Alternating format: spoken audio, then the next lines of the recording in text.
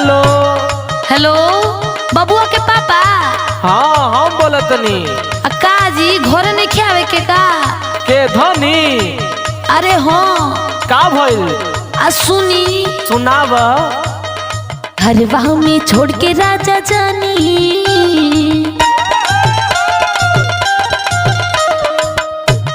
घरवा में छोड़ के राजा जानी, परदेस जाके काटे ला जानी।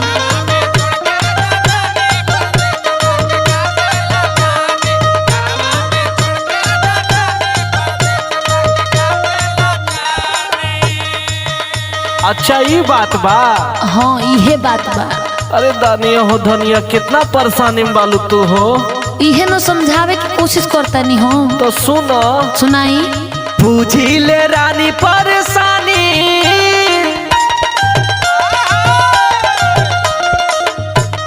बुझी ले रानी परेशानी, आईब घरे धके राजधानी।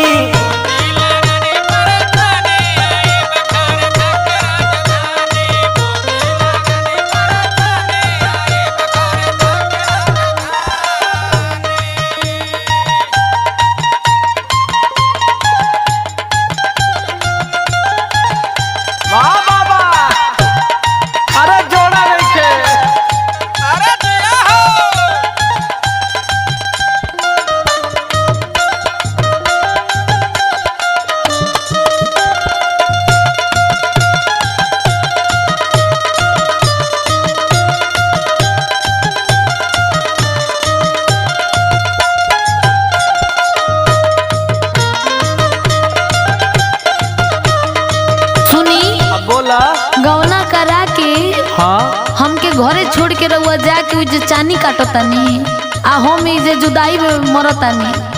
अरे ऐसन बात नहीं है पगली। तो कैसन बात हो सुनी। बोला। गवना करा के राजा घरे छोड़ी गइल,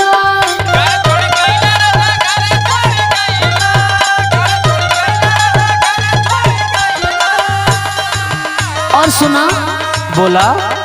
जाके परदेसवा में हमके भूलइला,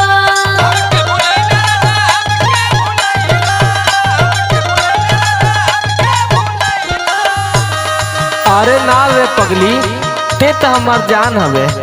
आवत नहीं जल्दी टिकट कटा के। सुन हमार बात सुनाई। काला टाइट रानी उन चीज के खोटिया,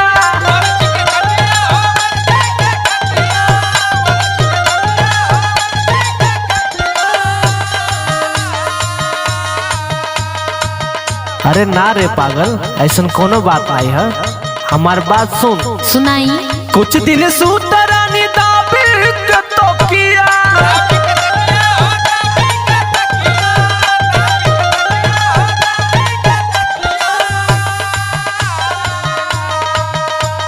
लो तू गोरी बतिया के मानी, लो तू गोरी बतिया के मानी, आईब घरे धके राजधानी। साचू। हाँ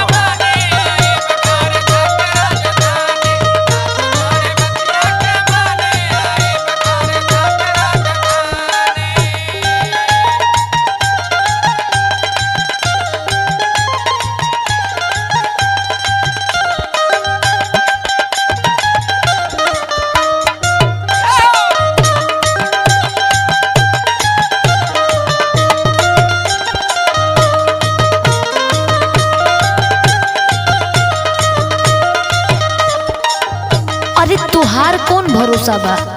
अरे का भइल? तू तो हमेशा कहेला आवे के। अरे पागल ये बात नहीं है। इहे बात बा सुनी। बोला। आजकल कोई के दिन देला टरकाई। अरे ना रे पागल।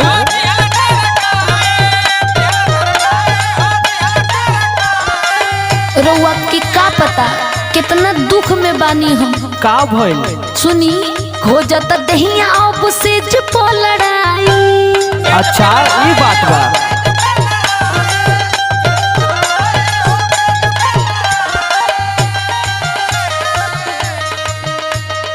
मालिक से छुट्टी मिले वाला बा। अच्छा।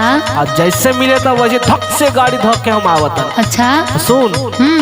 मिल जाई छुट्टी हम धौलब टरनिया। हाँ अब जल्दी आई रहुआ घरे।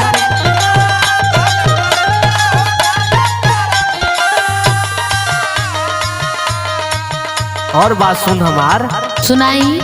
कई के जुगाड़ घरे आई जाइब धनिया, बुझली। हाँ बुझ गई।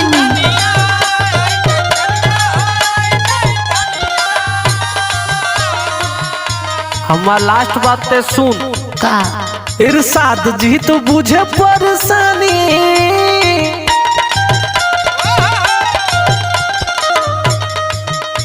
इरशाद जी तो बुझे परेशानी, आईब घर धके राजधानी।